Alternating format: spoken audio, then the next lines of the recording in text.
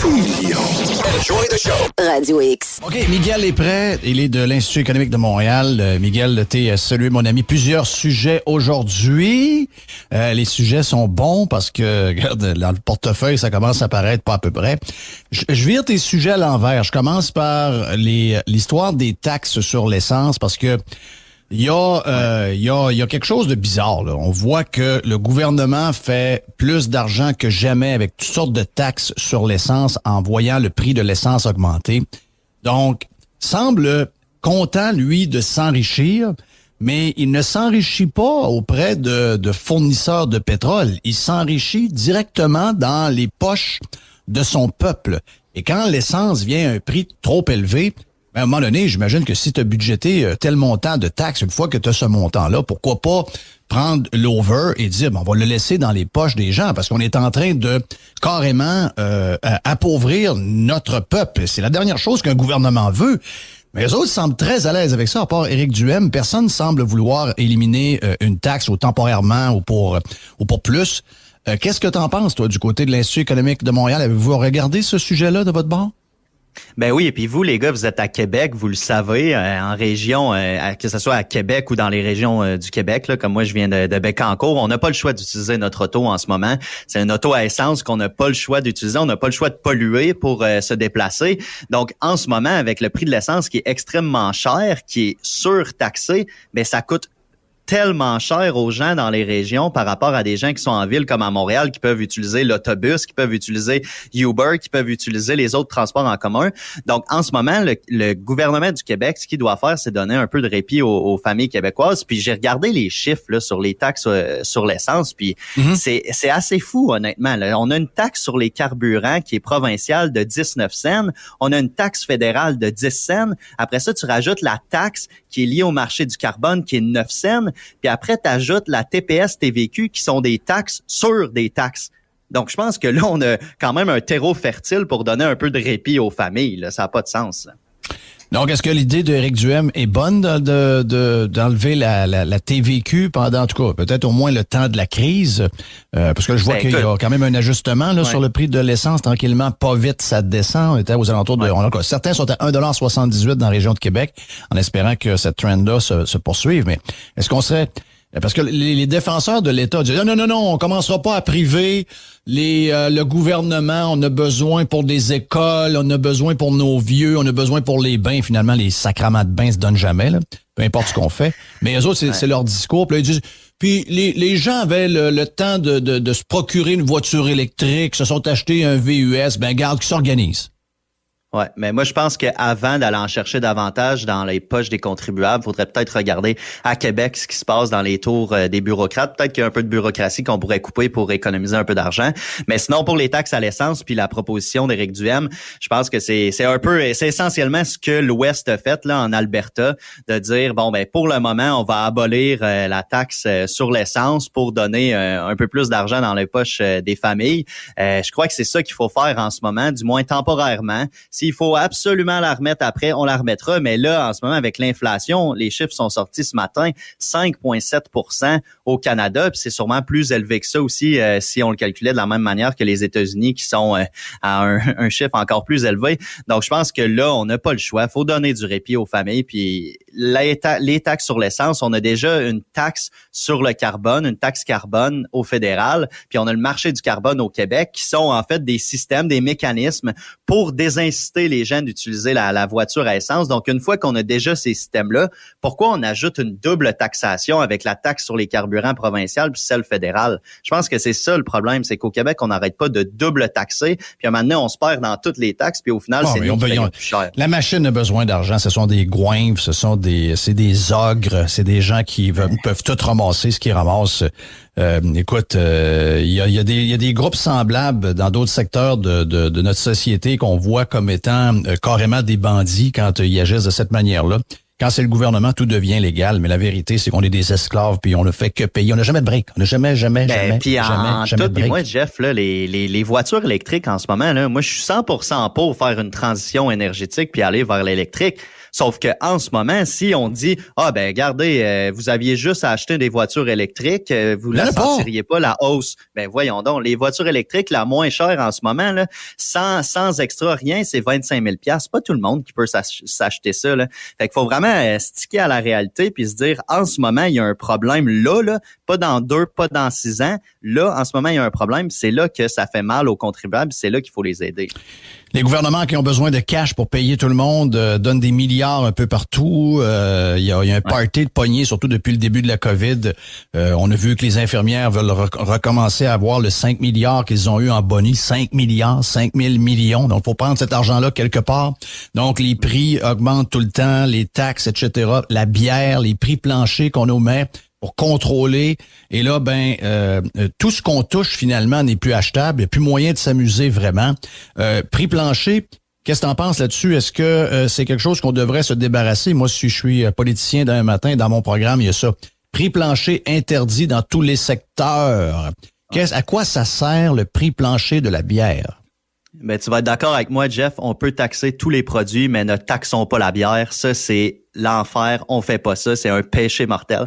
En fait, en ce moment, sur la bière, on met un prix minimum. Fait qu'en ce moment, les prix qu'on voit là pour la bière sont ajustés selon le prix minimum qui est fixé par le gouvernement. Fait que à chaque année, le gouvernement te dit, bon, la bière, à partir de cette année, le prix minimum va être de, mettons, 80 cents la canette. L'année prochaine, il va être de 85 sous. Donc, l'inflation, la hausse des prix quand on regarde la bière, c'est entre autres à cause du prix plancher. Puis, qu'est-ce qui est dommage dans tout ça, là, c'est que les compagnies comme les géants, le Molson Coors, Labatt, Lehman, ceux qui ont un prix minimum, ils font concurrence à la SAQ parce que nous, on a le choix en tant que consommateur d'acheter de la bière ou du vin, puis le vin à la SAQ a pas de prix minimum. Donc, c'est pour ça que ces entreprises-là sont sorties puis on dit, comment ça, on peut pas se battre à armes égales avec la SAQ? Moi, je pense qu'il faudrait simplement retirer le prix minimum, puis effectivement, c'est vraiment une concurrence déloyale. Tu as la SAQ de son côté qui a aucun prix minimum, puis pour la bière, les entreprises privées, eux, ont un prix minimum. J'ai pas aimé les gars de bière qui ont dit... Ils ont dit, là, on trouve ça tannant, là, le prix de... Là, ils ont quasiment dit, enlevez-nous-les pas. Parce que vous savez qu'eux autres, ils l'ont voulu, hein, ce prix de ce Bien sûr qu'ils l'ont voulu. Ils ont été ça les a protégés du marché américain. Exactement. Donc, ils s'en sont servis à l'époque. Mais là, aujourd'hui, ils disent, on aimerait ça que la SAQ, finalement, ils en mettent un. J'ai entendu plus ça qu'enlever le nôtre. Ouais.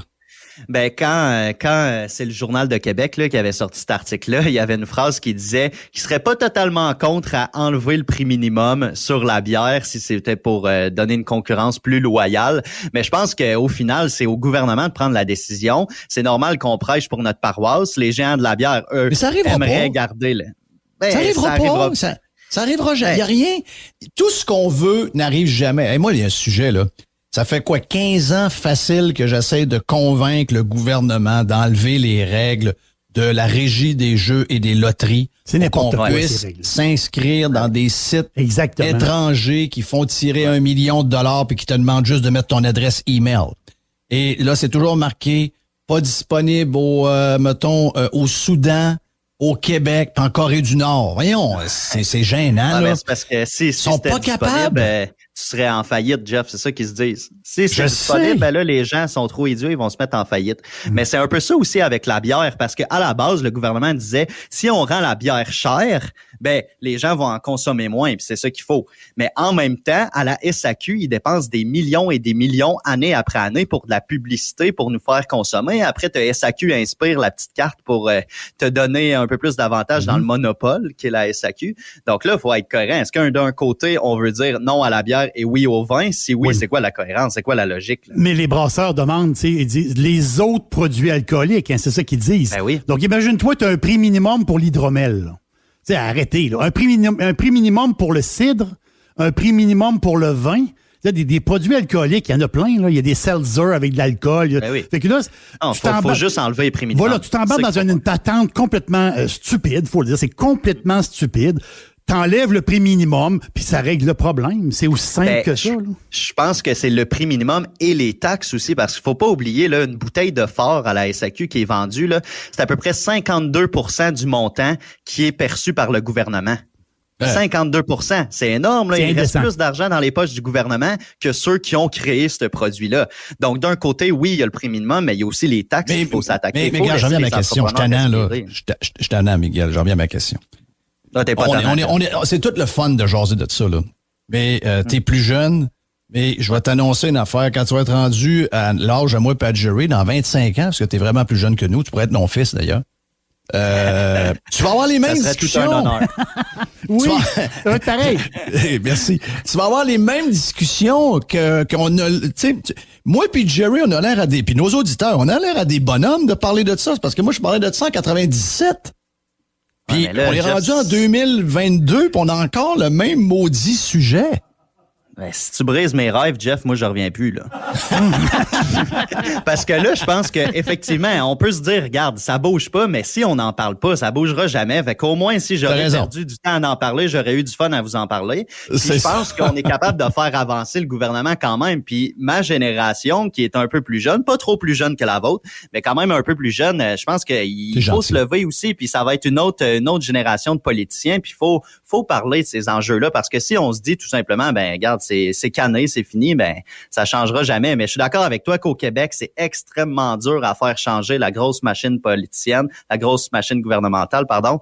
Donc c'est un défi de taille, mais regarde, je me suis regarde, je vais donner raison. Je vais donner raison parce que dans deux autres sujets, c'est il y a de nombreuses années, j'avais parti l'idée d'acheter un 53 pieds de vin pour concurrencer la SAQ. Je prenais des commandes. Je me rappelle de ça. Je prenais des commandes par email. Puis on était sur le bord on a beaucoup de camionneurs qui nous écoutent. On a beaucoup de gens dans l'Ouest. C'était le début de la radio sur Internet. Et on avait réussi à remplir un genre de 53 pieds de caisses de vin. Les gens devaient acheter que des caisses, pas des histoires de bouteilles, c'est trop compliqué. Et là, ben, on avait une liste, là, puis on remplissait, je sais pas, moi, on était sur le bord d'avoir 2000 caisses de vin. Puis j'avais reçu une mise en demeure personnelle de la SAQ et j'ai dû arrêter le projet. Et là, maintenant, avec ce que tu viens me dire là, et ça, je trouvais ça dégueulasse, parce qu'on était dans le même pays et tout. Puis dans la réalité, c'est qu'en char, on le fait depuis toujours. Plein de gens achètent de la bière au Québec, même si c'est cher, pour l'amener en Nouvelle-Écosse ou au Nouveau-Brunswick. Puis à l'inverse, beaucoup de gens achètent du vin en Ontario, encore plus en Alberta s'ils peuvent, puis ils l'amènent en char, puis regarde, ils se font des stocks, ou encore il y en a qui vont à Niagara Falls, Niagara on the Lakes, puis qui passent beau 2 semaines là l'été, remplissent la vanne de vin, puis il y en a pour l'année. Mais là, maintenant, c'est officiel, on peut le faire et ce n'est plus illégal, c'est ça? Exact, parce que depuis 2013, il y avait un règlement qui disait tu as juste le droit d'amener 9 litres de vin, 24 litres de bière, puis 3 litres de spiritueux. C'est ça que tu as le droit d'amener des autres provinces. Fait que dans notre pays, qui est le Canada, là, ben, on s'en va dans d'autres provinces, on achète de la bière ou du vin, mais on n'a pas le droit de le rapporter au Québec parce qu'on veut vraiment avoir des mesures protectionnistes pour protéger la SAQ. Ça n'a pas de bon sens. Donc, la CAQ, au moins, a fait sauter cette mesure-là. Je pense que c'est une bonne chose. Il y a même, si on se souvient, là, le cas Como, là, en 2017, c'était Gérard Como qui était venu au Québec. Lui, il vient du Nouveau-Brunswick. Il était venu au Québec. Il avait ramené de l'alcool au Nouveau-Brunswick. S'est fait arrêter par la police. Oui, s'est fait donner une amende. Puis lui, il a été porté ça jusqu'à la Cour suprême pour se faire entendre là-dessus. Quand même, là, tu sais, pour ramener du vin et de la bière d'une autre province dans notre beau pays, le Canada. Ouais. Voyons. Puis l'autre affaire, c'est que tu sais, la réalité, c'est qu'un douanier à douane canadienne, sérieux, je sais que c'est pas le Québec, là, c'est le fédéral, mais de savoir que t'es vacciné ou pas, moi, je pense que dans le fond de lui-même, ça s'en sac un peu. Là. Il veut savoir si t'as de la boisson. Il veut savoir si t'amènes une TV. Il veut savoir... Tu sais, tu dis, mais voyons, t'as peur de quoi? C'est-tu parce que tu crosses le monde sur le prix de la TV? C'est-tu parce que tu crosses le monde sur la boisson? C'est-tu parce que tu crosses le monde avec trop de taxes sur le tabac? De quoi t'as peur? Non, je veux savoir combien t'en as. Ben oui, imagine quand tu reçois une amende, Jeff, puis tu te dis, mon seul crime, là, a été d'acheter de l'alcool qui, selon moi, faisait davantage mon affaire, qui était vendu par une entreprise légale en Ontario ou au Nouveau-Brunswick, puis de le ramener au Québec. C'est ça ton crime. Donc, à cause de ça, on te donne une amende.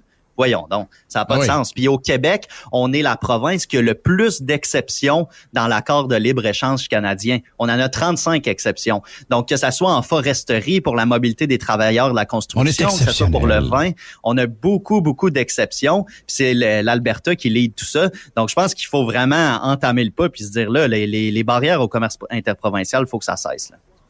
En passant, si vous revenez des États-Unis, parce que là, on commence à voyager un peu, là, n'oubliez jamais que si vous ramenez de la vodka ou du rhum à prix ridicule, même avec le dollar pauvre canadien qu'on a, ce qu'ils vendent, c'est des 1,75 litres. Là. C'est des formats qu'on n'a pas ici. C'est des formats qu'on n'a pas. Puis là, ils te regardent. Tu te dis, ah oui, j'ai une bouteille de vodka. Ouais. Là, t'es seul dans l'auto. Là, il sait, hein. C'est quoi le 16? Je sais pas, là. Est-ce que je peux l'avoir? Ouais, c'est 71. Ah, la limite, c'est 41. Bon, mais ils en vendent pas de 41. Ah! Donne-moi ça, je vais m'aller chez nous, on prend ça avec mes chums en fin de semaine. C'est le format familial, ça devrait être accepté. Là. Ben oui, c'est le format familial, t'as raison. C'est pour toute la famille, c'est pour les enfants puis tout. De la bière, ça vaut cher ici, puis de la bière, ça vaut pas cher ailleurs. En réalité, une caisse de 24 de bière, c'est 14 piastres. C'est le réel prix de la bière. Il y a des multinationales qui vendent des millions de dollars de bière en Europe, puis une caisse de 24, c'est 14 piastres. Puis ils font des profits. Tu m'as envoyé cette semaine, ta sœur t'envoie toujours les genres de Publisac. Le Aldi vend de la bière, le Aldi en Espagne. C'est ça, là. Oui. Puis j'ai vu du 2 pour 1. Tu achetais une caisse de bière, t'en avais une deuxième gratis? Oui, c'est ça. C'était à 7,92 €, c'était 2,12 €. Hey. Ça n'a pas de sens. Puis là, en plus, notre caisse de 24, dès le 1er avril, va coûter au moins $1 de plus par caisse. Fait que je pense qu'il faut faire les provisions. Mais imaginez juste un instant un restaurant ici au Québec qui vous offre, mettons, 5 bières dans un seau de glace et qui vous charge, mettons, 14 piastres. Oui, c'est le fun, ça. Hey, gars, merci, Miguel. C'est très gentil d'avoir été, de passer ton lunch avec nous autres. Je sais que tu es un gars très occupé, puis t'aimes jaser avec Dom Moret aussi. Puis on est chanceux de t'avoir, donc thank you, man. On se reparle d'ici quelques semaines. Miguel est de l'Institut économique de Montréal. Radio X.